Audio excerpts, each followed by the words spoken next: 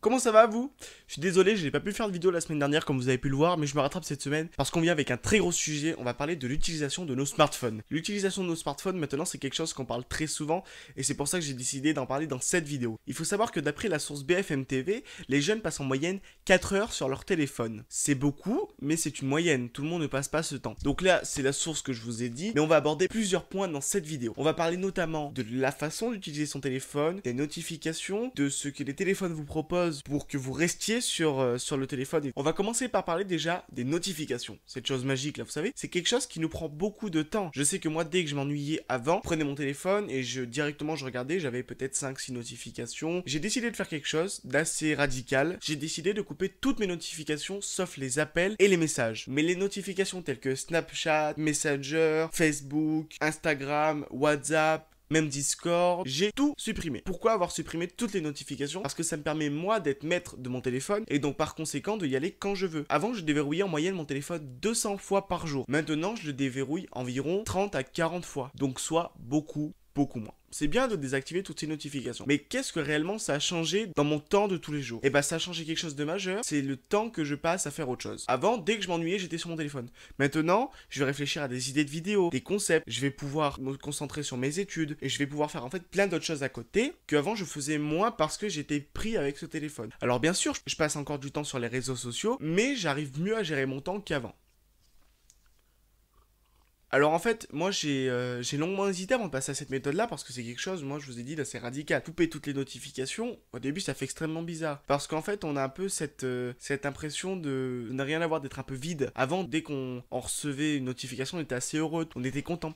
Alors que maintenant, je trouvais ça un petit peu, au début un peu bizarre. D'ailleurs, même les 2-3 premiers jours, je déverrouillais mon téléphone. Et vu que je me rendais compte que j'avais rien à faire dessus, et du coup je fermais le téléphone et j'allais faire autre chose. Ou des fois même je faisais rien, je restais là en attendant quelque chose. Et il y avait rien qui se passait. Et aussi la façon maintenant dont je gère mon téléphone. Avant, quand je déverrouillais mon téléphone, j'avais toutes mes applications en vrac, rangées n'importe comment. Et en fait, j'ai regardé la vidéo aussi, enfin déjà, cette méthode-là, je l'avais abordée, comme j'ai dit, il y a un mois de ça, mais j'avais pas vraiment fait tri, j'avais juste coupé toutes les notifications. Et j'ai regardé la vidéo de Romain, de la chaîne Tech News et Test, et lui, en fait, il a tout classifié par 2 dossiers, parce que tout ne rentrait pas dans un. Ce qui a été aussi mon cas, parce que j'ai énormément d'applications. Donc ce que j'ai fait, c'est qu'en fait, j'ai laissé juste les applications principales au niveau de la barre des tâches en bas. Donc il y a Appel, Messages, Chrome et l'appareil photo, parce que c'est les applications que j'utilise le plus, comme maintenant. Et en fait, sur le menu principal, j'ai rien d'autre. J'ai juste ma barre de recherche Google qui est là parce que je m'en sers quand même si, voilà. Et en fait, quand je swipe vers l'autre côté, j'ai mon dossier 1 avec les applications importantes. Donc quand je dis importante, ça regroupe un peu tout, hein. C'est les réseaux sociaux, quelques jeux, des applications accessoires. Mais en fait, moi, j'ai pas 2, mais 3 dossiers. Le dossier outils que Huawei y avait déjà créé, où il y avait tout ce qui est télécommande intelligente, donc les télécommandes avec le téléphone. La deuxième catégorie, c'est la catégorie Google, avec Gmail, Play Store, Playly, enfin tout ce qui regroupe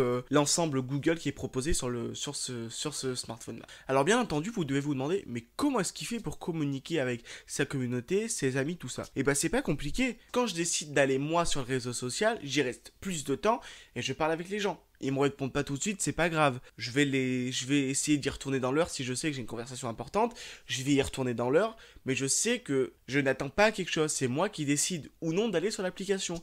C'est cet avantage-là. Mais bien sûr, j'ai gardé, comme je l'ai dit précédemment, les appels et les messages parce que c'est les choses les plus importantes. Si quelqu'un vraiment a quelque chose d'urgent à me dire, il m'envoie un message, je lui répondrai un message, pas un snap ou un message sur Instagram, un message sur ma messagerie, sur mon numéro de téléphone, parce que là j'ai les gens importants et je sais que c'est quelque chose d'important. Ou on m'appelle et je les rappellerai si j'ai pas mon téléphone sur moi dans les 5 minutes, 10 minutes qui viendront parce que j'ai laissé les notifications. Bien entendu, si je l'ai fait sur mon téléphone, je l'ai fait sur quelque chose d'autre. C'est mon iPad. Lui c'est tout récent, ça fait quelques jours, mais il y a un souci. C'est qu'en fait, comme vous le voyez, quand je déverrouille mon iPad, il n'y a qu'une seule page. Donc en fait, quand on arrive, il y a ma page principale avec 4 dossiers.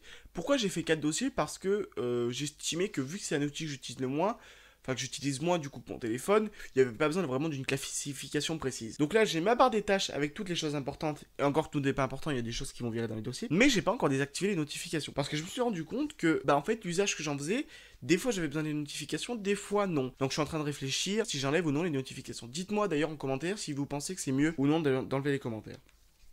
Donc on a parlé de l'iPad, du téléphone. J'ai pas fait la même chose sur le PC parce que bah le PC en fait déjà à la base j'ai jamais activé les notifications Windows, bah parce qu'il y en a pas vraiment besoin. À part les notifications importantes encore une fois comme les menaces de sécurité, enfin les choses qui sont un peu graves. Bah les amis en fait je vous ai parlé du téléphone, de l'iPad et du PC. Il n'y a pas d'autres éléments vraiment où il y a des notifications. Ce que je trouve pratique en fait dans cette méthode là, bah c'est qu'en fait on a beaucoup plus de temps pour nous. On va pouvoir faire plus de choses, on a plus de temps libre pour faire des loisirs, des choses qu'avant on faisait pas spécialement. Oui je passe encore quand même pas mal de temps sur mon ordi parce que du coup si je suis pas sur mon téléphone je vais pouvoir essayer de trouver des projets tout ça, mais du coup j'ai par exemple plus de temps, j'ai plus de concentration à avoir coupé les notifications.